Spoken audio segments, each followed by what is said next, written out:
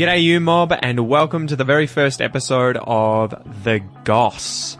Guys, this is something that I have decided to put together with my father, Ian Smissen, where we'll be discussing each week's news and current affairs from down under in Australia. So the whole point of this series will be to educate you guys about what's happening currently in Australia and also help you discuss these things with other people in English, right? You can listen to these episodes, you can learn the vocab, you can improve your comprehension of these issues and develop your own opinions. So today I sit down with my dad and we have a good old chinwag about the bushfire crisis in Australia that's happening at the moment. That seemed like the best story to do for the very start of the Goss series. Anyway, guys, I know you're going to love this episode, so sit back, relax, grab yourselves a cuppa, get a cup of tea or a cup of coffee, and let's get into it.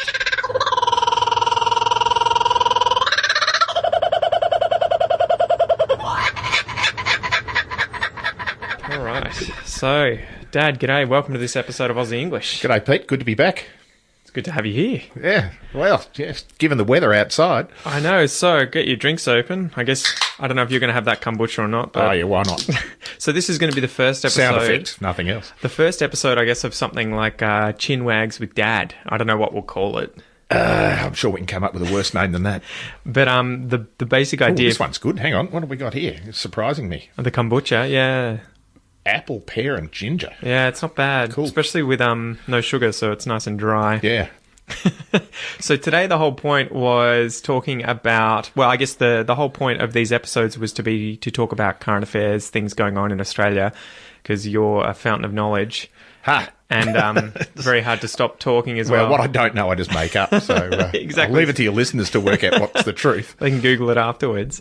But I thought it would be a good excuse to, one, have another speaker on the podcast, and obviously have banter about things going on in Australia. This week we were going to try and come up with a few stories, but there doesn't really seem to be much else on the news. There's one story at the moment. Yeah, and so I guess we're going to be talking about the bushfire crisis in Australia at the moment. So I guess to give a bit of background to people, it started in I've got some notes here, September last year. Yeah. About the end of spring, right? Yeah, 2019. September in southeast Queensland, northern New South Wales. And it's just really just followed its way south as the summer has kicked in. It's certainly the earliest that I can remember. There will always be debates, and depending on which side of the political fence you sit, whether they're defending themselves or the opposition attacking the government, the words worst and hottest and so on will keep coming out. But certainly in my 60 years of living in Australia, I can't remember a bushfire season starting in the middle of spring. And you've lived through obviously quite a few of these, like 4 or 5 major bushfire seasons, not just single bad fires, which happen every year, but seasons where we have millions of hectares that are being burnt out, and people losing lives and significant loss of property and wildlife and livestock and so on. So some of these include Ash Wednesday. Which was before I was born, I think. It was. The Ash Wednesday was actually on our honeymoon. Your mum and I were on our honeymoon. And so I might have been on the way. No, you weren't. But so you're a few years after that. But, true. And look, we can talk about that if you sort of mental note to talk about that, because there's some interesting stories, just the human interest type stories that have come out of that, and our experience of that. Because I remember growing up always hearing about Ash Wednesday. Obviously, I wasn't there, but that was like, a big thing with what were the stats from Ash Wednesday? Like a few dozens of people who died. Yeah, dozens of people died. Hundreds of houses. Yeah, hundreds of houses. And again, it's the scale. Obviously the personal tragedies. You can't. One person dies, it's a tragedy. Yeah. And the loss of livestock, property, houses, and so on is always tragic. But I think when it starts to be across multiple states, Ash Wednesday was South Australia and Victoria. Okay. And so you have multiple fire fronts that are just creating this sort of huge balls of smoke that last for weeks. Yeah. And it's the same now. We had similar in 2009. So that was Black Saturday, That was Black Saturday. And that was the hottest I have ever remembered. we had the hottest temperature in the world that day in Melbourne. It was 52 degrees in the southwest suburbs of Melbourne, and that's just unheard of. And it was 1% humidity. And that's the problem that we have with bushfires. Obviously, every year in summer there are going to be fires because it gets hot and dry. But when you have those extreme temperatures, extreme dryness over a long period of time, it just means that you've got a huge amount of fuel, and all it requires is one spark, whether it's accidentally lit, deliberately lit, whether it's come out of summer storms. Dry lightning, as they call it, is a huge cause of bushfires. Unfortunately, one of the biggest causes is idiots, people lighting fires either accidentally or deliberately. And malfunction with technology, right? Especially the electrical grid. And and there's been a few cases of that happening. So how has it changed from when you were growing up? So you remember there obviously being a bushfire season, and every year, there were always bushfires. There's always bushfires, and then every decade or so there's a sort of a major conflagration like we have at the moment. But this one is it's really the earliest, because typically our bushfire season was late January through to March, the end of summer. Because the summer would have dried everything out, right? Whereas we've had probably 2.5 decades of cyclical drought in southeastern Australia. Not every location has been in drought for 25 years, but you remember what we were like 10 years ago in southern Victoria. We were in drought for 10 years. Well, that was when we had water restrictions. Yeah, huge I remember water restrictions. Not being allowed to wash your car on certain Couldn't wash days your cars. or certain times. Eventually, where we were living, you couldn't wash your cars at all. You couldn't wash houses. You couldn't water the garden unless you had tank or bore water. You couldn't use mains water for anything other than just normal household usage or commercial usage if you were in a business. So those sort of things have happened, but when the drought broke where we are, it really just moved north. And so, New South Wales and southern Queensland and parts of South Australia have been in drought for the last 10 years. And we're talking about in some places where it has not rained for 10 years.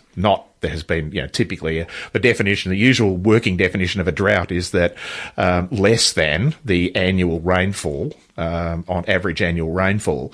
And if you have that in multiple years, it's considered to be a drought. But we're talking about no rain. Not just a less rain. So I'm sure a lot of listeners are going to be thinking, why does that happen here in Australia? Why are there these places where it doesn't rain for so long? Yeah, well, we're talking about places that in a human time frame, as in since Indigenous Australians have been here, so we're talking 50,000 plus years, those areas have transitioned from being grasslands through to desert. And that desert is expanding as our climate has changed.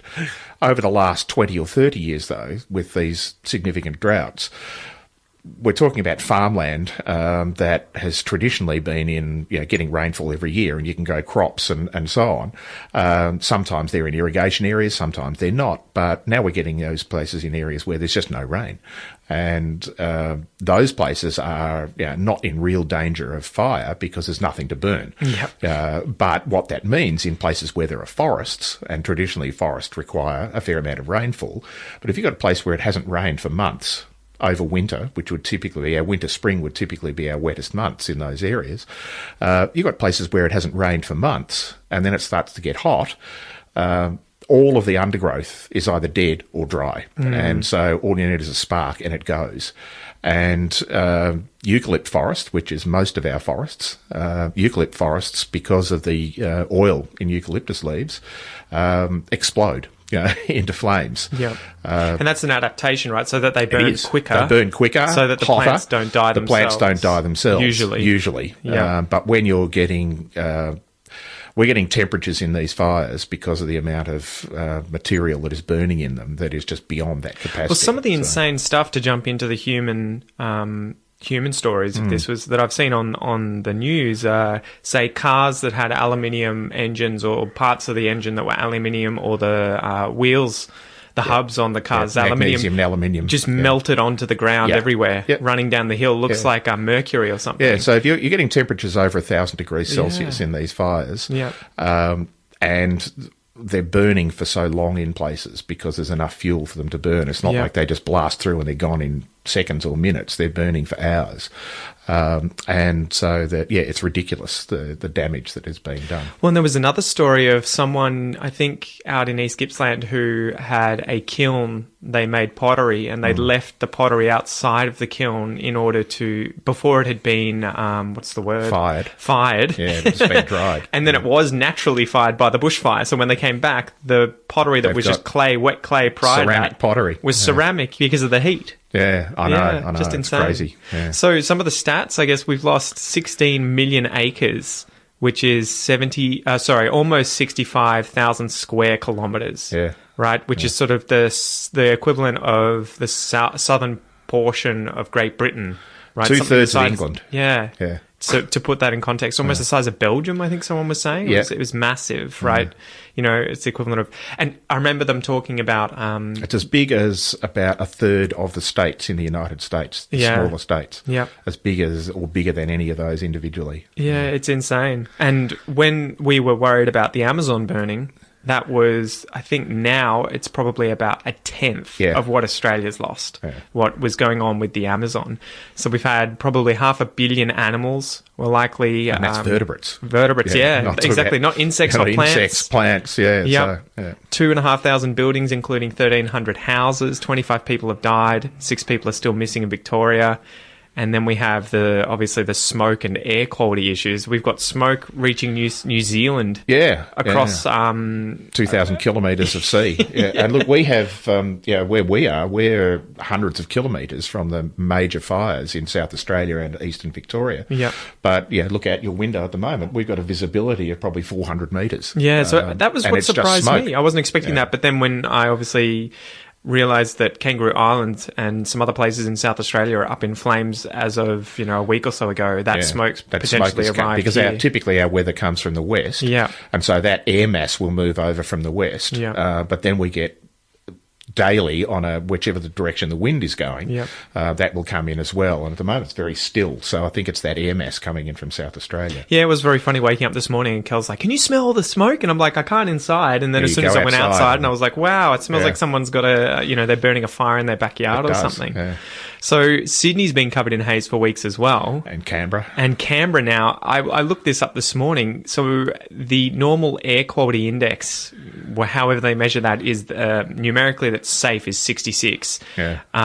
200 is hazardous, and Canberra has peaked at 7,700 and is worse than Delhi in India, Lahore in Pakistan, and Shenyang in China. Yeah. Isn't that just crazy? Yeah, it is. So, what's that? 66 times, 33 times worse than is safe. And Chris Moy, chair of the Australian Medical Association's Ethics and Medico-Legal Committee, has said that there are already people probably dying from smoke inhalation, those who are already at the end of lung capacity issues. Yeah, and that's probably a good sort of prompt to talk about what people can do in these circumstances. In terms of smoke? In terms of, how do you cope with bushfires? Yeah. Now, obviously, if you're just your average person living in a city like Canberra, it's a middle-sized city, it's nearly 300,000 people. Yeah, it's bigger than Geelong, so about that. Yeah. You're not expecting to be directly affected by fire. Yeah. Yes, there have been fires in Canberra because Canberra has got a lot of bushland and stuff around it. But if you're living in a suburban area, you don't expect to be directly affected. But all of a sudden, you're living with air quality that people can die from. And so you need to take the appropriate precautions for that. And that's typically not in somebody's fire plan. Because you don't have a fire plan if you live in suburbia, typically. Well, that's us here, right? Yeah. We're never going to suffer directly from a bushfire here. Yeah, there's no bush. There's no bush. Or the bush is, we've had fires in the last remnant of bush on the Bellarine Peninsula, which is 2 kilometres from us. Yeah. But all you saw was a bit of smoke in the air because it's not significant in size. But we can be affected by fires hundreds of kilometres away by air quality. So that's a matter of knowing your own medical conditions that are likely to be affected, typically people with respiratory disease, asthma being the most problematic one, because asthma is typically triggered by a whole lot of things, but particulates in the air are one of those common ones. Well, we had that maybe a year or two ago, where we had massive dust storms, right, that were coming eastwards towards the larger cities, and there were some tragic stories of, say, I remember a young girl of 16 years old dying on her front yard because she had an asthma attack from the dust in the air. Yeah, and that one was exacerbated as well by dry lightning. Yeah.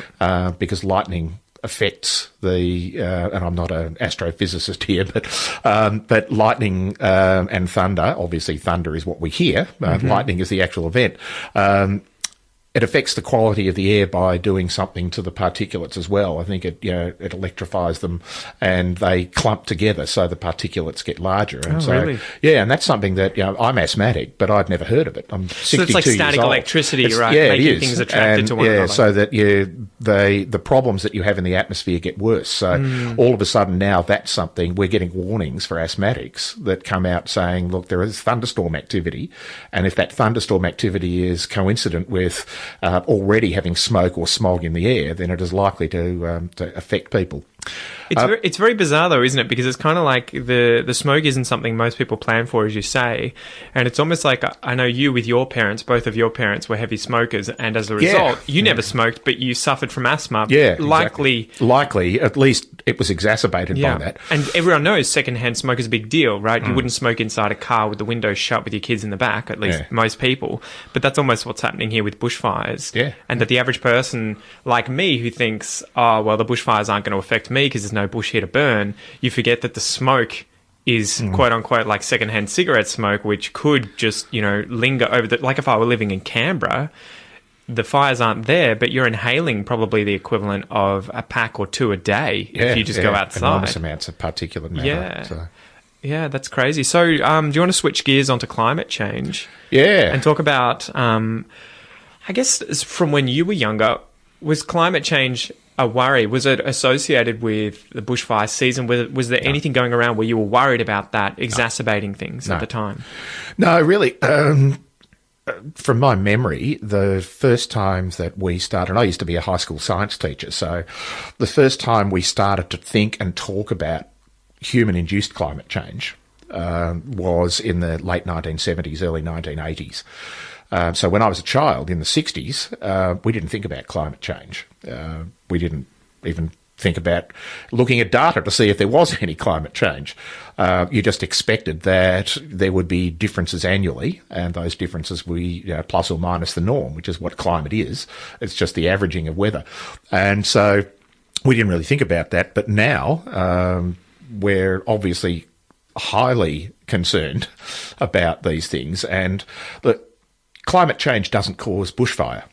What it does is any individual bushfire. Yeah, because climate change is averaging. And that's like saying, though, that argument too, where people say, well, climate change isn't responsible for this bushfire. That's kind of like, well, any single cigarette isn't responsible for your lung cancer. Yeah, well, exactly. Or at least the one that is, you can't identify because it happened 20 years ago. But when we start to talk about where we've got bushfire seasons over the last few years have been starting in early to mid-spring, where we have drought that is just much more significant than has been occurring in Australia, where we have areas in the country where it hasn't rained for months, where you would have expected significant amounts of rainfall, and that means that you just get hotter and drier summers, and that means any bushfire that occurs is going to be larger and more dramatic. Yeah, well, that's great. So when did you start noticing that, or at least when did the public when did it reach the zeitgeist, I guess, of, people realising that climate change is actually going to have a significant effect on even Australians, whether or not, sea level change and all that sort of stuff sea level, affect us, but bushfires now. Where sea level rising was the first one that people talked about. And there are places in Australia that will be affected by rising sea levels directly.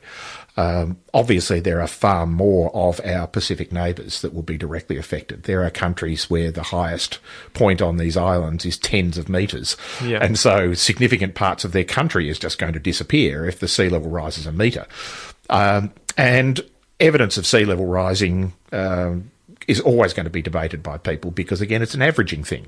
But we're already seeing it in places like Bangladesh, right? Oh, yeah. Where and it's one of those things where it's inch by inch, and entire areas of farmland, even though you can still walk there, because the sea level's risen, it's increased the salinity of these places, and they can't grow food, and it's unstable, they can't build houses. Right. And the annual flooding, which occurs from flooding rivers, lasts longer because the water's got nowhere to go. And it gets exacerbated by natural events like hurricanes and everything too, which raise the sea level.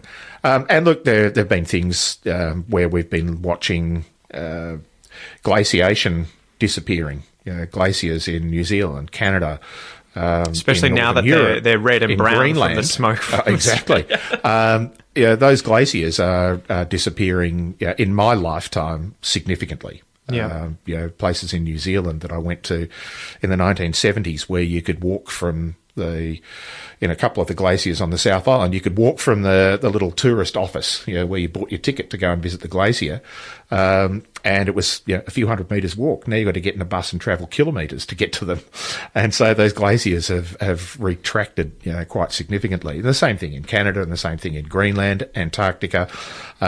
So we are definitely losing ice, and losing ice is a pretty good indicator that the temperature is rising. Now we're getting to the point in Australia, in Western North America, in Canada and the United States, where the bushfire seasons are just getting longer. We've had California; they were having huge bushfires months after summer, September, October, because of that drying out. The drying out, and the winter was just dry. It didn't rain, and so if you didn't get bushfires in the summer, it meant that all of that material was just there to keep burning when you did get fire. I've got a second cousin who lives in California. She was evacuated from her house in October. That's unheard of. True, because for them that's winter, right? Yeah, or at least it's going into winter. Yeah. So those sort of things are, yes, they're all anecdotal, and those individual anecdotal stories can always be argued about them not being evidence, but they are anecdotally, they're anecdotal evidence to suggest that something is happening when you start to pile a whole lot of them together. And that's not scientific evidence, but when you combine it with the scientific evidence that can say, yes, this is a problem, then it is. So well, it's pretty crazy. I've got some figures here up on the screen where you can see all of the major bushfires and how many houses and deaths there have been. And, since records began in 1918, it really has ramped up, where every single year now it seems like we're losing, potentially hundreds of houses and quite often quite a few people. So do you think too that climate change is obviously going to come to the forefront for the population of Australia, where previously it may not have been an issue, but now so many people are going to be affected, going to have been affected by these bushfires, that it's going to become unavoidable.